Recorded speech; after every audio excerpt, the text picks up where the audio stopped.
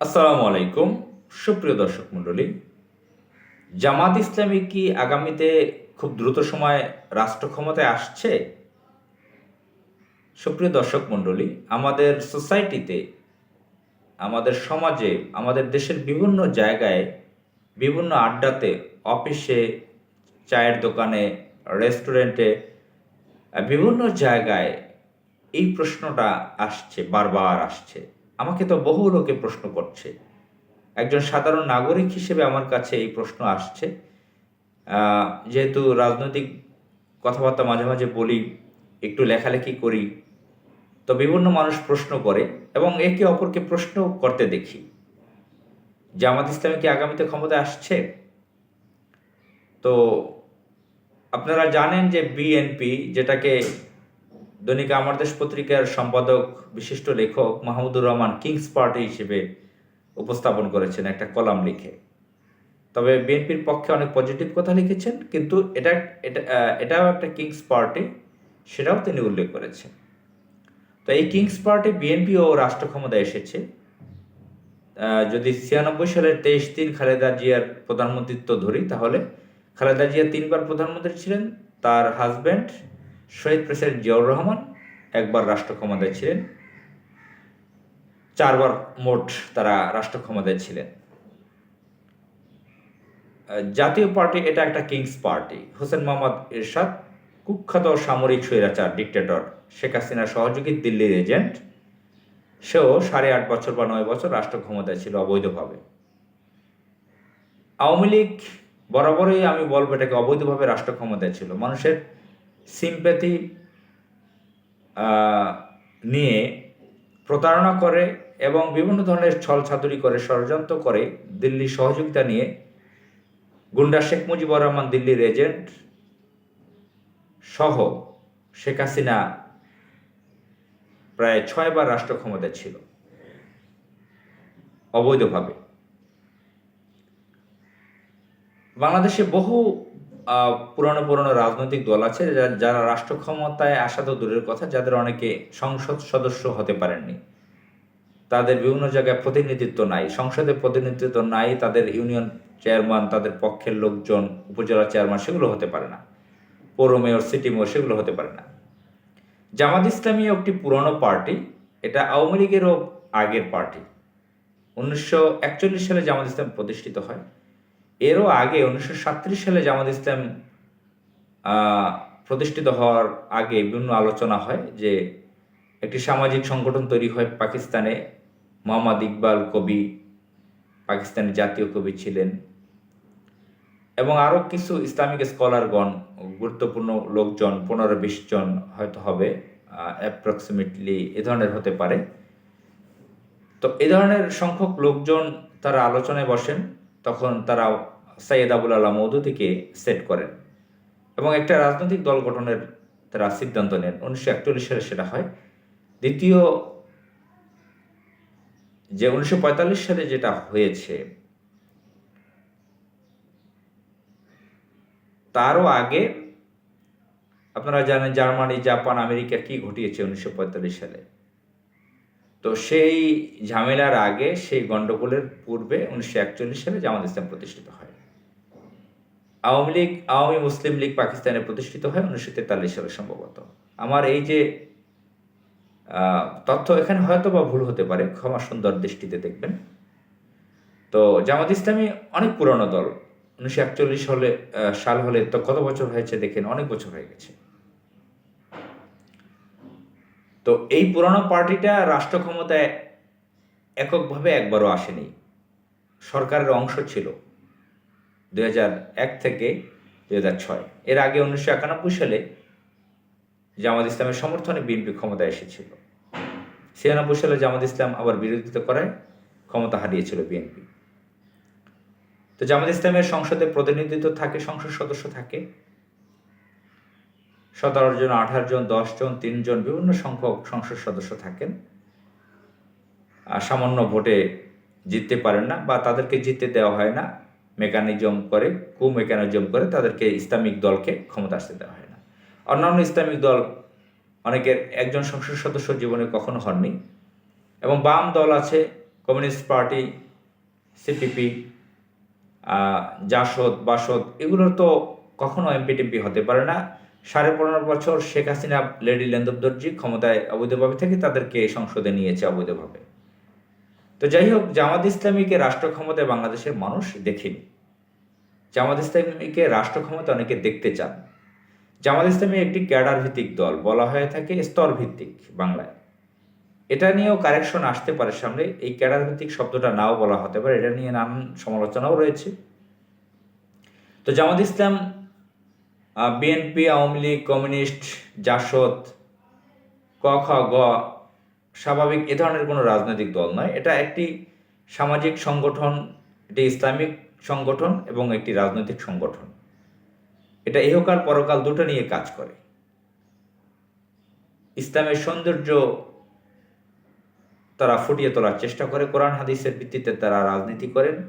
মানুষ বলতেই ভুল, মানুষ ফেরেশতা নন। জামাত ইসলামের যারা নেতা কর্মীরা আছেন তারাও মানুষ, তারা ফেরেশতা নন, তাদের বিভিন্ন ভুল ত্রুটি থাকতেই পারে।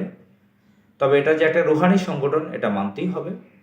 এত বছর তাদের জামাত ইসলামের উপরে যে ধকল গেছে, যে অত্যাচার, নিপীড়ন, জুলুম গেছে, তাদের বহু নেতাদেরকে মেরে ফেলা হয়েছে, শহীদ করা হয়েছে, আহত করা হয়েছে, তাদের বহু ত্যাগ আছে। এত কিছুর পরে তারা অত্যন্ত শক্তিশালীভাবে টিকে আছে বাংলাদেশে।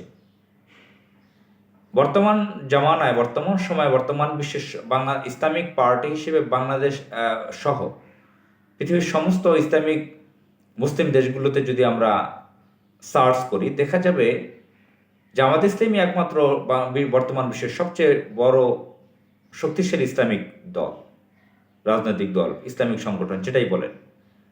তো যাই হোক, বাংলাদেশের মানুষের মধ্যে আলোচনা, জামাত ইসলামী কি রাষ্ট্র ক্ষমতায় আসবে? বিএনপিকে মানুষ দেখেছে, জাতীয় পার্টিকে দেখেছে, আওয়ামী লীগকে দেখেছে, তাদের শাসনামল, তাদের ভালো মন্দ, আকাম কুকাম সবকিছুই তারা দেখেছে। জামাত ইসলামীকে কখনো দেখে নাই। অন্যান্য যে পার্টিগুলোর কথা বলেছি, তারা রাষ্ট্র ক্ষমতায় আসবে সেটা আলোচনায় নাই, কারণ তারা কখনো একটা এমপিও তাদের হতে পারেনি, কখনো তাদের প্রতিনিধিত্ব ছিল না। তারা অনেকে সাংগঠনিক চেইন খুবই দুর্বল, তারা অত পরিচিত নয়। জামাত ইসলাম একে তো পুরনো সংগঠন, আবার তাদের সাংগঠনিক কার্যক্রম টেকনাফ থেকে তেঁতুলিয়া, বাংলাদেশের সমস্ত জায়গা আছে, সমস্ত জায়গায় তাদের প্রতিষ্ঠান রয়েছে, সাংগঠনিক কাজ রয়েছে। তো বারবার বলার চেষ্টা করছি, জামাত ইসলামের মানুষ ফেরেশতা নন, তাদের ভুল ত্রুটি থাকতে পারে। ব্যক্তিগতভাবে আমি বাংলাদেশের বিভিন্ন জায়গায় চলাফেরা করি, ঢাকায় বিভিন্ন জায়গায় চলাফেরা, মানুষের মধ্যে একটা কথা উঠেছে, জামাত ইসলামী কি রাষ্ট্র ক্ষমতায় আসবে? তো অনেকে বলেন যে আসতে পারে, অনেকে বলেন যে সম্ভব না, অনেকে হেসে উড়িয়ে দেন যে এটা ইহজমনের সম্ভব না, এটা 100 বছরের সম্ভব না, এটা 200 বছরের সম্ভব না। এমনকি জামাত ইসলামের কর্মীরা, এমনকি শপথের কর্মীরাও বলে যে না, এটা সম্ভব না, জামাত ইসলাম ক্ষমতায় আসবে। হয়তো বা 15 বছর 20 বছর পর আসতে পারে, অথবা নাও আসতে পারে, 200 বছরও। অনেক ধরনের আলোচনা, সমালোচনা, মতামত, অপিনিয়ন রয়েছে। ব্যক্তিগতভাবে আমি তানভীর বিভিন্ন জায়গায় বলার চেষ্টা করেছি, হয়তোবা সামনে নির্বাচনে ক্ষমতায় আসবে না, ভালো একটা অবস্থানে থাকবে, অথবা এসেও যেতে পারে, বলা যায় না, ক্ষমতায় এসে যেতে পারে খুব দ্রুত সময়ে। তা আমার কথার প্রতিবাদ জানিয়েছেন, বিরোধিতা করেছেন বহুজনে, বলেছেন কি বলেন, আপনি কি পাগল হয়ে গেছেন, এসব কথা কি বলে, জামাত ইসলাম ক্ষমতায় আসবে? এটা খোদ সংগঠনের কর্মীরা অনেকে বলেছেন, শপথের কর্মীরাও বলেছেন এটা সম্ভব না, জামাত ইসলাম ক্ষমতা আসবে এত সহজ। তারা বলে থাকেন সামরিক বিরোধিতা হতে পারে, পাশের দেশের সমস্যা তো আমরা জানি। আরাবিয়ান দেশের মধ্যে যে একটি দেশ রয়েছে যারা গাজায়, প্যালেস্টাইনে হামলা চালায়, তারা রয়েছে উগ্র একটি জাতি।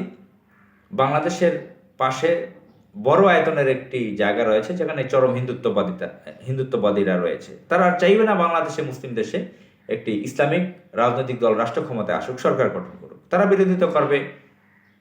তো অনেকে বলছেন সামরিক বিরোধিতা টার্কিতেও হয়েছিল, মিশরের কথা আমরা জানি, ডক্টর মুরসির ওখানে হয়েছে, অনেক জায়গায় আলজেরিয়াতে হয়েছে, বহু জায়গার উদাহরণ রয়েছে, বহু দেশের উদাহরণ আছে যে রাষ্ট্র ক্ষমতায় আসছে, ভোটে আসছে, কিন্তু সামরিক বাহিনীর লোক চান না। এটা বাংলাদেশে হতে পারে, বলা যায় না। কিন্তু তারপরেও আহ, আমার কাছে কেন যেন মনে হয় যে জামাত ইসলাম ক্ষমতায় খুব বেশি দূরে নয়, খুব কাছাকাছি সময় ক্ষমতায় আসবে, সরকার গঠন করতে পারবে।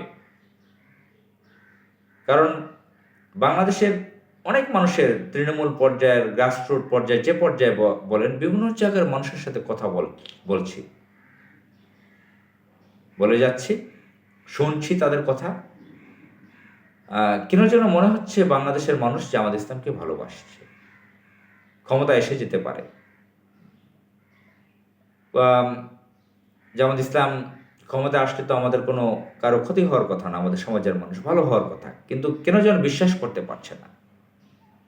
আপনারা জানেন আম আদমি পার্টি ভারতে নতুন একটা পার্টি, তারা দিল্লির মতো জায়গায়, প্রদেশে, সেখানে গভর্নর, প্রাদেশিক সরকার গঠন করতে পেরেছিল, চিফ মিনিস্টার হয়েছিল। আম, সেখানে আম আদমি পার্টির একজন নেতা সম্পর্কে আপনারা জানেন, একজন প্রকৌশলী, তার নামটা কেজরিওয়াল।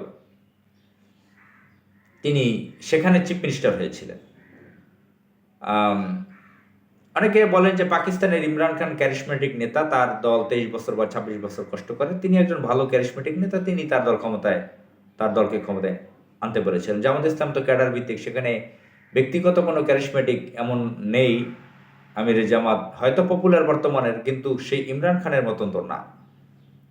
নানান সমালোচনা আছে, বিতর্ক আছে, তারপরও আমার কাছে কেন যেন মনে হচ্ছে জামাত ইসলাম ক্ষমতায় এসে যেতে পারে। বাংলাদেশের মানুষ অনেকেই সমর্থন করতেছে, যে আমরা তো বিএনপিকে দেখি নাই, আওয়ামী লীগকে দেখি নাই,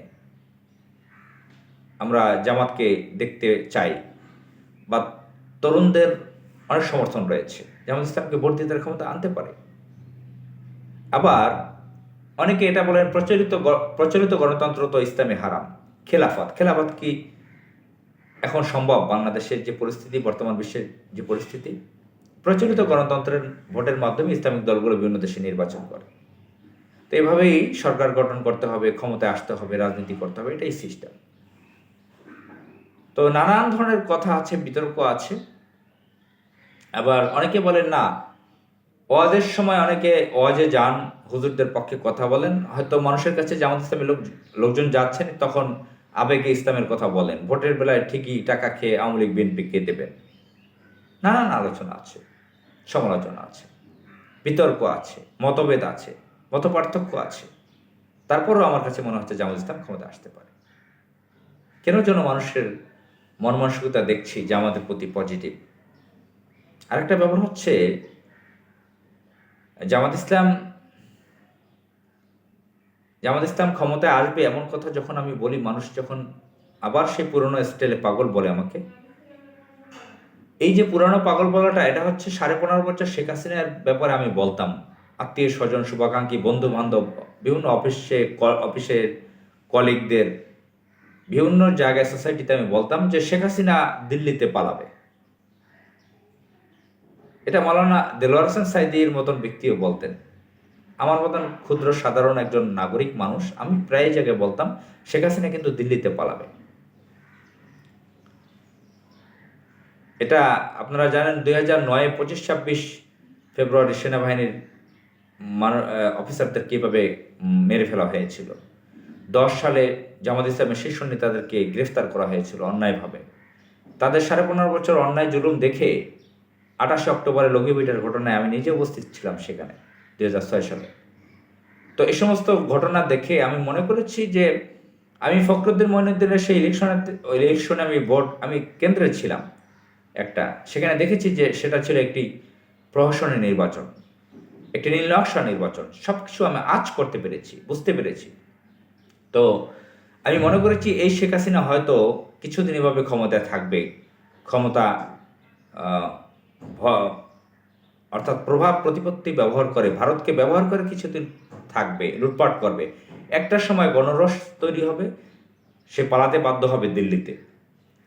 তো এটা অনেক আত্মীয় স্বজন, অনেক সিনিয়ররা বলেছে, তানভীর তুমি তো পাগল হয়ে গেছো, কি বলো এসব, তোমার মাথা খারাপ হয়ে গেছে। এমন অনেকে বলেছে তুমি মাথার ডাক্তার দেখাও।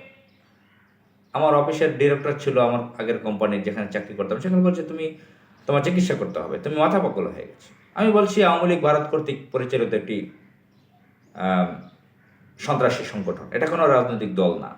এরা অবৈধভাবে রাষ্ট্র ক্ষমতায় আছে, এরা কয়েকদিন পরে পালাবে, ক্ষমতা হারাবে, এই কথা বলার পরে পরিপ্রেক্ষিতে এরকম উত্তর আসতো।